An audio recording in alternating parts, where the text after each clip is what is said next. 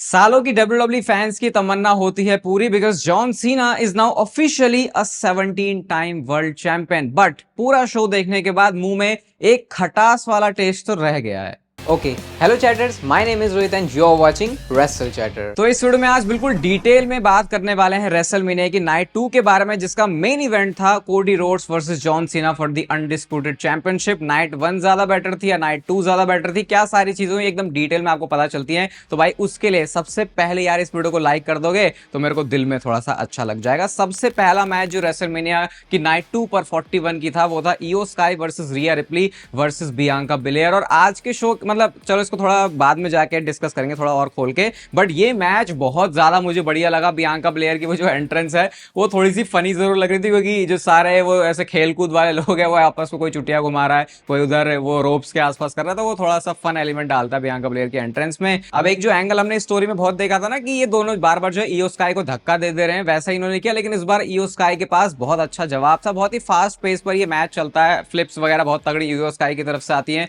Suplex एक Bianca bilayer का बहुत बढ़िया था, रेजर्स एज मारा रिया रिप्ली ने। तो इनके बीच जो केमिस्ट्री ऐसा लग रहा है कि बहुत टाइम साथ में काम करने की वजह से वो बहुत ज्यादा अच्छी हो चुकी है। कुछ स्पॉट्स तो इसमें बहुत ही ज्यादा तगड़े थे। एक वो जो रोप्स के ऊपर ये तीनों की तीनों बंदियां जो गिरती है वो बहुत ही भारी भरकम स्पॉट था, और उसमें इयो स्काई को तो लग रहा था बहुत बुरी तरीके से लग भी गई है। इसके अलावा एक स्पीयर बियांका बिलेयर ने जो मारा वो वैसा स्पीयर आपको विमेंस डिवीजन में देखने को मिलता नहीं है। वो समझ लो कि मर्दों के हिसाब का स्पीयर बियांका बिलेयर ने वहां पे लगाया, तो वो मुझे देख के बहुत अच्छा लगा। और दो सीक्वेंस तो ऐसे थे जो कि मैं सोच रहा हूं कि इन्होंने कितने परफेक्ट तरीके से पहले तो सोचा और उसको एग्जीक्यूट किया। तो सीन क्या होता है, मिड रोप रिपटाइड के लिए जाती हैं रिया रिप्ली, लेकिन उसको काउंटर कर दिया इयो स्काई ने। वो मून सॉल्ट के लिए जाती हैं, लेकिन रिया रिप्ली ने अपने जो लेग्स है उसको ऊपर कर दिया, और उसके बाद उसके एकदम रीबाउंड में पकड़ के जिस तरीके से केओडी लगाया बियांका बिलेयर ने इयो स्काई को, भाई वो तो बहुत ही ज्यादा तगड़ा था। और लेकिन उसके बाद पिन ब्रेक कर देती है रिया रिप्ली। एंड देन जो इस मैच का फिनिशिंग सीक्वेंस था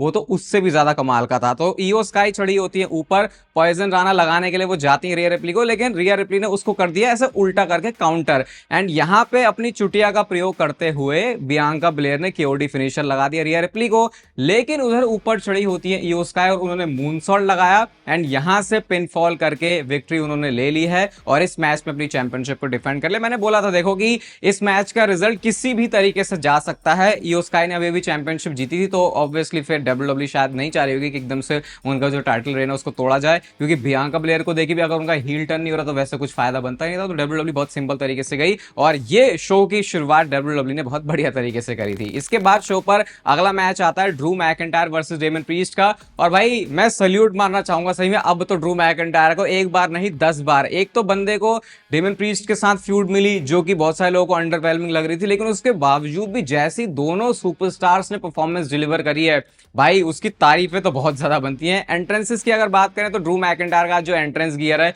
वो काफी तगड़ा लग रहा था। डेमन प्रीस्ट को भी अलग से उनका जो लाइव एंट्रेंस है, जो म्यूजिक है वो परफॉर्म हो रहा था। तो मतलब इस बार एंट्रेंसेस के ऊपर डब्ल्यूडब्ल्यू ने कुछ ज्यादा ही ध्यान दिया है, जो कि देख के अच्छा लग रहा था। थोड़ी ग्रैंड वाली फीलिंग आ रही थी। अभी मैच आगे प्रोग्रेस करता है क्योंकि सिन सिटी वाला मैच था, तो यानी कि बाहर जाके भी इनको लड़ना था। हमने रैम्प के ऊपर इनको लड़ते हुए देखा, वो जो उन्होंने सुप्लेक्स मारा था स्टील स्टेप्स के ऊपर डेमन प्रीस्ट को पेलते हैं। अब ड्रू मैकिंटायर ने पिछले साल वाला काम एक बार फिर से रिपीट किया इस रेसलमेनिया में, क्योंकि वो फोन लेके आते हैं। इस बार उन्होंने फोटो अकेले नहीं बल्कि डेमन प्रीस्ट के साथ पोस्ट करी और कैप्शन लिखा स्टिल बोर्ड एट वर्क। तो वो उनका जो लास्ट वाला ट्वीट था पिछले साल का, उसी को उन्होंने कंटिन्यू किया आज। तो ये ड्रू मैकिंटायर का सोशल मीडिया का गेम हमेशा ही अप रहने वाला है, इस बात में वैसे भी कोई शक नहीं था। अब सिचुएशन होती है कुछ फिनिशर्स के आने की, तो ड्रू मैकिंटायर क्लेमोर के लिए जाते हैं, बट जो चेयर फेंक के मारी भाई वो जरा भी इधर उधर होती तो मामला कुछ भी हो सकता था। क्लेमोर वैसे वो लगा देते हैं, लेकिन उसके बाद किकआउट हो जाता है। फिर एक बार और चेयर पहना के ड्रू मैकिंटायर क्लेमोर के लिए जाते हैं, उसको उन्होंने साउथ ऑफ हेवन में बदल दिया। स्टील चेयर के यहाँ पे शॉट्स लग रहे हैं। ड्रू मैकिंटायर जो है फ्यूचर शॉक डीडीटी उन्होंने लगाई उनको स्टील स्टेप्स के ऊपर, तो काफी ज्यादा एक्सट्रीम तरीके से गए। मतलब समझ में आ रहा था कि क्योंकि ये रेसलमेनिया है तो वो चाहते हैं कि जो परफॉर्मेंस है वो अच्छी वाली डिलीवर हो। और सबसे तगड़ा स्पॉट जो कि इस मैच का था, मैं एकदम से ऐसा दिल सा रुक गया कि यार क्या हो रहा है ये। तो सीन कुछ ऐसे होता है कि जो डेमन प्रीस्ट है वो ओल्ड स्कूल मारने के लिए जा रहे होते हैं, जो कि अंडरटेकर से इंस्पायर्ड ही है उनका। तो वो चढ़ रहे होते हैं और उसके बाद उन्हें थोड़ा सा टाइम ले लिया, जिसकी वजह से ड्रू मैकिंटायर को समय मिल गया रिकवर करने का। उन्होंने वो टॉप रोप से पुश कर दिया डेमन प्रीस्ट जैसे भारी भरकम बंदे को, जो कि 6 फुट 6 इंच से तो ऊपर का ही है और वजन होगा 120-30 किलो के आसपास। तो वहां से वो सीधा टेबल के ऊपर लैंड करते हैं। बहुत ज्यादा रिस्की ये हो सकता था, बट फिर भी जो भी है उसका बहुत बढ़िया तरीके, मतलब जो जिस तरीके से वो दिखा स्क्रीन पे वो बहुत ही ज्यादा स्मूथ था। इसके बाद वो उनको रिंग में लेके जाते हैं, कॉर्नर पे उन्होंने काफी सारी ऐसे स्टील चेयर के बीच में फंसाया एंड देन वहां से उन्होंने क्लेमोर मारी। तो पूरा इन्होंने तो अपना एफर्ट दिया। अब सोचो यहाँ पे इतनी मेहनत अगर हो रही है, तो अगर ये उसको और बढ़िया तरीके से, मतलब समझ रहे हो कि किसी बड़े प्रोग्राम के अंदर इन्वॉल्व होते तो शायद और मजा आ जाता। कई बार ऐसा भी लग रहा है कि फ्यूड तो चल रही थी ड्रू मैकिंटायर डेमन प्रीस्ट की और बहुत टाइम से, लेकिन शायद पहले इसमें इतना इन्वेस्ट नहीं किया और इस वजह से कई लोगों को ऐसा लग सकता है कि यार इतनी बड़े लेवल पे था नहीं। जबकि अगर पहले अगर ये मेहनत कर देते तो मुझे लगा यार अच्छी फ्यूड थी पूरी, अगर आप इसको शुरू से यहां तक देखोगे। वो तो बात ये थी कि ड्रू मैकिंटायर को लोग और ज्यादा बड़े स्पॉट पर देखना चाहते थे। तो मुझे तो भाई इस मैच में बहुत ज्यादा इंप्रेस किया। इसके बाद शो पर आता है फेटल 4-वे मैच इंटरकॉन्टिनेंटल चैंपियनशिप के लिए, Bron Breakker versus Penta versus Dominik Mysterio versus Finn Balor. 4 बंदे इस मैच में है, तो पहले से ही पता था कि मैच बहुत अच्छा होने वाला है, फास्ट पेस के साथ शुरू होने वाला है। लेकिन मेरी एक्सपेक्टेशन से भी ये मैच बहुत खतरनाक गया है। और ब्रॉन ब्रेकर भाई, मतलब पूरे मैच में अगर मैं बोलूं कि किसने स्टील कर लिया पूरा, भले ही बंदे के साथ एंड में कुछ अलग ही सीन हुआ, लेकिन इस मैच का एमवीपी ब्रॉन ब्रेकर ही था। वो क्या कर रहा है भाई रिंग मेरे को ऐसा एक, जैसे जब कोई बंदा कूदता है ना, तो भाई वो जमीन से ऐसे ऐसे फोर्स लेता है। मुझे लगता है कुछ तो ऐसी एबिलिटी है ब्रॉन ब्रेकर में कि ये हवा में भी अपने आप को पुश कर सकते हैं। वो मैच के इनिशियल पॉइंट पे जब पेंटा ने आउटसाइड डाइव मारी थी, तो उसके बाद जिस तरीके से ब्रॉन ब्रेकर उड़ते हुए गए थे भाई, उस वाले शरीर के साथ भारी भरकम, जैसे वो जैक्ड है, इतने मसल मास उनका, वो पता नहीं वो कैसे कर पाते हैं। स्पीयर भी उन्होंने मारा डोमिनिक मिस्टीरियो को, और उसके बाद क्या होता है कि फिन बैलर ने उसको ब्रेक कर दिया। मेरे को बहुत फनी लगा जिस तरीके से फिन बैलर ने उसके बाद ब्रॉन ब्रेकर को देखा था ना। भाई तुम भी उस मैच के पार्टिसिपेंट हो, ब्रॉन ब्रेकर ऐसे क्या देख रहे हो? वो बंदा पिन ब्रेक ही तो करेगा, लेकिन ऐसा लगता है कि जैसे पता नहीं कौन सी गलती कर दी फिन बैलर ने, क्योंकि ब्रॉन ब्रेकर को उन्होंने जीतने नहीं दिया। ब्रॉन ब्रेकर ने दोनों ही बंदों को उठा के, I think Penta and Dominik को उठाया, नहीं फिन बैलर को और पेंटा को उठाया था उन्होंने। लिटरली दोनों को पकड़ के उन्होंने सुप्लेक्स पीछे बजा दिया। और उस पॉइंट पे आपको देखिएगा भाई कैसे बंदे की जो भुजाएं हैं उसमें बहुत ज्यादा बल है। इसके बाद वो डबल सुप्लेक्स भी मारते हैं, फ्रैंकेनस्टाइनर भी मारते हैं। डोमिनिक मिस्टीरियो ने आज फाइनली बजा दिया है फिन बैलर को, तो इस बार वो रुकते नहीं है, 619 के लिए वो चले जाते हैं। लेकिन उसके बाद डोमिनिक मिस्टीरियो को जो है रोक लिया गया, फिन बैलर ने रोक लिया था उनको। तो अब इनके बीच में भी जो मारा मारी है वो हो गई है। तो एवरी मैन फॉर हिमसेल्फ वाला सीन हो गया यहाँ पे, इन्होंने ज्यादा टीम वीम को भाव दिया नहीं। यहाँ से आता है फिर इसके बाद मैच का सबसे बड़ा मूवमेंट, जब कार्लिटो बहुत ज्यादा चुल कर रहे होते रिंग साइड से, तो ब्रॉन ब्रेकर ने उनको भी स्पीयर मारा। उस टाइम पे जो सेल किया ना कमेंट्री से माइकल कोल ने, उसको सुनना वो कितना ज्यादा और बढ़िया एनहांस कर रहा है उस पूरे मूवमेंट को। एंड देन फिर रिंग के अंदर एक पूरा सीक्वेंस आता है जहां पे ब्रॉन ब्रेकर ने सबसे पहले जो स्पीयर है वो मारा पेंटा को। इसके बाद डोमिनिक मिस्टीरियो ने 619 फिनिशर लगा दिया ब्रॉन ब्रेकर के। फिन बैलर ने डोमिनिक मिस्टीरियो को रोक लिया और उसके बाद हमको सीक्वेंस दिखता है कि फिन बैलर ने अपनी शॉटगन किक लगाई। उसके बाद वो कूल डे ग्रास फिनिशर के लिए जाते हैं। जब उन्होंने पिन किया तो उस टाइम पे डोमिनिक मिस्टीरियो ऊपर से आ जाते हैं और भाई उन्होंने अपना स्प्लैश मार के पिन कर दिया है। And Dominik Mysterio is your new intercontinental champion. और क्या यहाँ पे डोमिनिक मिस्टीरियो का फेस टर्न भी हो चुका है, क्योंकि लिटरली लास वेगास का जो क्राउड है रेसलमेनिया का, उन्होंने उनको चीयर किया है। इवन उसके बाद वो वापस भी आते हैं और उसके बाद उन्होंने जब दोबारा से बेल्ट को रेज किया तो भी लोग उनके लिए चैंट कर रहे थे, खुश थे। तो मतलब कि कुछ तो कैरेक्टर में हो सकता है चेंज भी आ जाए। और ये देख के पता चलता है कितना ही ज्यादा नेगेटिव रिएक्शन हो डोमिनिक मिस्टीरियो के लिए, वो पॉजिटिव ही है, क्योंकि सबको पता है कि इस बंदे ने कितनी मेहनत की और उस काम के लिए वो उनको अप्रिशिएट भी करते हैं। तो मेरे ख्याल से सबसे बेस्ट डिसीजन यही होना था, मैंने प्रेडिक्शन में भी बोला था। एंड यस, डोमिनिक मिस्टीरियो बन चुके हैं आपके इंटरकॉन्टिनेंटल चैंपियन। इसके बाद शो पर अगला मैच आता है रैंडी ओर्टन का सरप्राइज ओपोनेंट। और सबसे पहले तो मैं आज के क्राउड के बारे में बोलना चाहूंगा कि कल से ये बहुत ज्यादा बेटर था। लग रहा है कि कल कुछ अलग ही लोग आए थे, आज कुछ अलग ही लोग आए थे, तो वो चीज देख के इंप्रूवमेंट लगी। और अगर मैं रेसलमेनिया की नाइट 1 और नाइट 2 को कंपेयर भी करूं, चलो उसको बिल्कुल लास्ट के लिए बचा के रखते हैं, पहले रैंडी ओर्टन के मुद्दे की बात कर लेते हैं। तो सरप्राइज ओपोनेंट के बारे में बहुत कुछ चल रहा था, छोटा सा एक प्रोमो भी कट किया रैंडी ओर्टन ने, कहते हैं जिसको भी रेसलमेनिया मोमेंट चाहिए वो आ जाए। एंड गेस व्हाट, ना यहाँ पे कोई रूसेव आया, ना यहाँ पे कोई मैलाकाई ब्लैक आया, ना यहाँ पे जो भी एक्सपेक्टेशन थी, निकल के आते हैं TNA सुपरस्टार जो हेनरी। अब देखो उनको रिएक्शन तो अच्छा मिला है, जैसे ही उनका म्यूजिक बजता है सारा क्राउड जो है एकदम वो पॉप हुआ। बट फिर वो बात है कि WWE ने इस रैंडी ओर्टन की पूरी थिंग को इतना सीरियस लिया ही नहीं था। वो कह रहे थे कि चलो अब रैंडी ऑर्टन को फीचर करना है, मैच तो उनका दे ही रहे थे, तो चलो एक फन एलिमेंट डाल देते हैं। उस तरीके से जो हेनरी आए, तो अगर आप वैसे नजरिए से देखोगे तो आपको ठीक लगेगा, लेकिन फिर वही है कि उससे पहले तो हमको लग रहा था कि शायद पता नहीं रैंडी ऑर्टन के साथ कौन सी उनकी सीरियस प्रोग्राम शुरू होने वाला है, तो वैसा यहाँ पे कुछ भी नहीं था। रैंडी ऑर्टन के लिए बहुत छोटा सा मैच भी था, आरकेओ लगा के उन्होंने खत्म कर दिया। और बिल्कुल जिस तरीके से वो मजाक सा भी उड़ाए थे ना जो हेनरी का, जो हेनरी पूरा घूम के ऐसे आते हैं, उसके बाद रैंडी ऑर्टन ने अपना वाला जो पोज है वो मारा था, तो वो फनी वाला एलिमेंट था। बाकी तो इतना कुछ सीरियस था नहीं यहाँ से, तो एक्सपेक्टेशन जो बड़ी बड़ी चीजों की थी वैसा इधर कुछ डिलीवर हुआ नहीं है, बस डब्ल्यूडब्ल्यू ने फन वाले तरीके से इसको लिया था। इसके बाद शो पर मैच आता है Logan Paul versus AJ Styles का, और मेरी इस मैच से बहुत ज्यादा एक्सपेक्टेशन थी भाई। सही में इस मैच ने बहुत बहुत ज्यादा डिसअपॉइंट किया है। लोगन पॉल की एंट्रेंस होती है, अपने वो व्लॉग स्टाइल में आ रहे हैं, और वो जो स्टेज है उसकी वजह से हर एक सुपरस्टार की भले ही कुछ अलग से एंट्रेंस नहीं है, तो वो बहुत ज्यादा यूनिक फील होती है। एप्रिल में भर के एजे स्टाइल्स मार रहे हैं, काफी सारे लोगन पॉल ऐसे मूव कर रहे हैं इस मैच में कि वो चाह नहीं रहे ऐसा कि जैसे कि मैच इंटरेस्टिंग बनाया, हेडलॉक, चिनलॉक, इन सारी चीजों में फंसा के रख रहे हैं, स्प्लैश वगैरह मार रहे हैं, तो एजे स्टाइल्स ने उसके ऊपर किकआउट भी कर दिया। ज्यादा कुछ करने को मिला नहीं यार, मतलब लायन सॉल्ट भी एक हाँ वो अच्छा था जो लायन सॉल्ट उन्होंने बहुत दूर तक मारा, लेकिन मैच की आई थिंक इन्होंने पेस बहुत ज्यादा स्लो करी थी। वो लोगन पॉल को अपना आई थिंक हील वर्क दिखाना था यहाँ पे, उस वजह से इस तरीके का मैच था। स्टाइल्स क्लैश उन्होंने मारा, पिन के लिए वो जाते हैं, लेकिन उल्टा फिर एजे स्टाइल्स ने उनको जो है स्टाइल्स क्लैश मार दिया। यहाँ पे कैरन क्रॉस भी आ गए हैं, क्योंकि वो ब्रास नकल लेके झमूरा आ जाता है लोगन पॉल का, तो कैरन क्रॉस समझा रहा है एजे स्टाइल्स को, भाई मार मार तू कर ऐसा, उल्टा उसी में जो है छेद दिया एजे स्टाइल्स ने कैरन क्रॉस को। एंड देन रिंग में जाके लोगन पॉल ने अपनी वो जो नया फिनिशर वो लेके आए हैं, इन्वर्टेड डीडीटी टाइप का जो भी वो मारते हैं, वो उन्होंने हिट किया, पिन कर दिया एजे स्टाइल्स को, लोगन पॉल मैच जीत चुके हैं। अब मैच का रिजल्ट तो देखो अपने आप में एक अलग बात है, लेकिन ये मैच मुझे लग रहा था कि, और मतलब क्राउड भी काफी साइलेंट सा हो गया था यहाँ पे, क्योंकि इतने स्लो स्लो सारी चीजें प्रोग्रेस कर रही थी, तो मेरी एक्सपेक्टेशन इससे बहुत ज्यादा थी, उस हिसाब का मुझे लगा नहीं। और बाकी एजे स्टाइल्स की इस मैच में हार भी हो गई है, तो वो अपने आप में एक और गहरा धक्का होगा एजे स्टाइल्स के फैंस के लिए। इसके बाद शो पर एक मैच था, यहाँ पे एक सरप्राइज चीज हो गई है, लायरा वाल्कीरिया और उनके साथ एक मिस्ट्री कोई बंदी आनी थी, क्योंकि बेली तो इक्वेशन से आउट हो चुकी है। बेकी लिंच का आज रेसलमेनिया में रिटर्न हो गया है, उनके रिटर्न पर भी एक अच्छा रिएक्शन मिलता है, एंड ऑब्वियसली बेकी लिंच आ गई है, तो कोई चांस था नहीं यहाँ पे कि ये चैंपियनशिप उनके कंधों पर नहीं आने वाली। मैच वो जीत चुकी है। स्टोरी थोड़ी सी उन्होंने वो पुराने वाली दिखाने की भी कोशिश करी कि कैसे लिव मॉर्गन कह रही थी, क्लेम कर रही थी कि मैंने बेकी लिंच को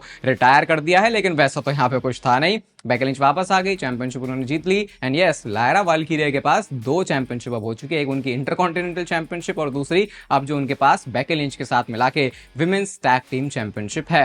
अब आता है गाइस शो का मेन इवेंट, जहां पे कोडी रोड्स अपनी अनडिस्प्यूटेड चैंपियनशिप को डिफेंड कर रहे थे अगेंस्ट जॉन सीना। पूरे यहाँ पे शो की जो सबसे बड़ी हाईलाइट है वो यही वाला मैच होने वाला था। और अगर आप इस वीडियो को यहां तक देख रहे हो तो भाई वो सब्सक्राइब बटन हिट कर दो, क्योंकि ऐसी वीडियो इस चैनल पे डेली आती हैं ऑलमोस्ट 8 साल से, तो उसके लिए यार एक सब्सक्राइब का बटन तो आपका दबाना बनता ही है। अब मैच प्रोग्रेस करता है, उससे पहले एंट्रेंसेस की बात कर लेते हैं। एंट्रेंसेस होती है जॉन सीना की पूरे ब्लैक एंड व्हाइट स्टाइल में, पूरा अपना वो जो हील वाला गिमिक है उसका ऐसे दिखा रहे हैं, भाई हाँ मैं ऐसे ही बन के आने वाला हूँ। पीछे अपना वो जो उनका तौलिया सा है, हैंड टाल जो है उसको वो लेके जा रहे होते हैं। कोडी रोड्स की एंट्रेंस भाई आई थिंक मैं बोलूंगा कि शायद उनकी बेस्ट एंट्रेंसेस में से डेफिनेटली एक ही है। वो मोटोक्रॉस बाइक जैसे खड़ी होती है, उसके बाद पीछे से वो जो कलरफुल स्मोक निकलता है वो भी बहुत अच्छा लगता है। अपना एक मास्क को पहन के आया था जो कि ऑटोमेटिक तरीके से उसका ऊपर हिलता है, तो वो भी काफी ज्यादा कूल लग रहा था। कोडी रोड्स अपनी एंट्रेंस करते हैं, और इस मैच से रिलेटेड मुझे पता है बहुत सारे लोगों को डिसअपॉइंटमेंट होगी। मैं मैच के फिनिश की बात नहीं कर रहा है, मैच जिस तरीके से बढ़ता है आगे उसके बारे में बात कर रहा हूं, क्योंकि बहुत ही स्लो पेस का मैच था। हेडलॉक, चिनलॉक, साइडवॉक स्लैम, वो सारे मूव्स हैं जो कि लोगों को उतना ज्यादा देखना पसंद नहीं है।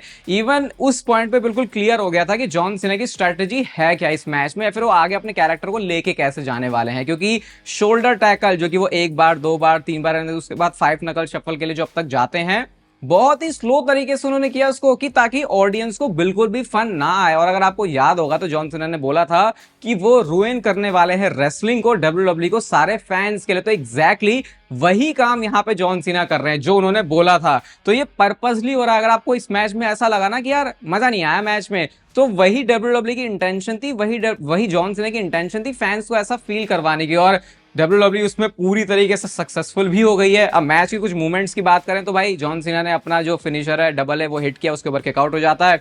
इवन जॉन सीना ने एवलांच या फिर सुपर ए जो वो मिड रोप से मारते हैं वो भी हिट किया, तो उसके ऊपर भी किकआउट हो जाता है। तो ये बहुत हद तक जॉन सीना ने इस मैच में अपना जो होल्ड है वो पूरा बना के रखा था। एक मस्त वाला कैचिंग पावर बॉम्ब हमने देखा कोडी रोड्स का, अपना कोडी कटर फिनिशर वो भी लगाते हैं।